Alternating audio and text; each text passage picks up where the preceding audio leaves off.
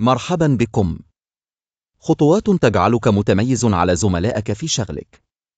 يعتبر التميز في العمل هدفا يسعى إليه الجميع، وهو لا يقتصر فقط على إتقان العمل بل يشمل عنصر التواصل الجيد، التعاون الفعال، وتحقيق التوازن بين الحياة العملية والشخصية. التميز يبدأ من الالتزام بالمواعيد، حيث يعطي الحضور في الوقت المحدد انطباعا بالجدية والمسؤولية.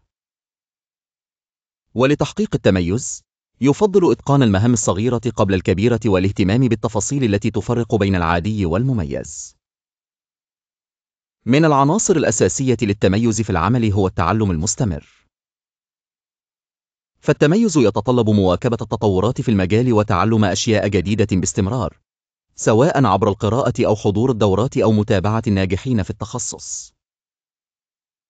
كما أن التفكير بإبداع يفتح آفاقا جديدة للتميز، بحيث لا يكتفي الشخص بتنفيذ الأوامر بل يبحث دائما عن الطرق الأفضل والأذكى لأداء المهام. التعاون مع زملاء من أهم جوانب التميز، فالنجاح الجماعي يعزز من احترام الآخرين وثقتهم بك.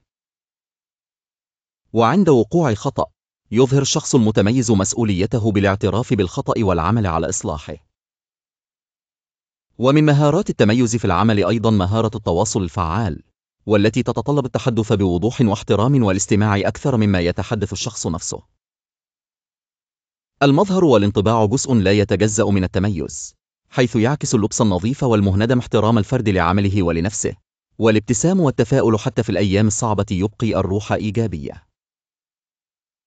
إضافة إلى ذلك، من المهم تحديد هدف واضح للعمل يوجه الجهود ويحقق التقدم بمراحل مخططة.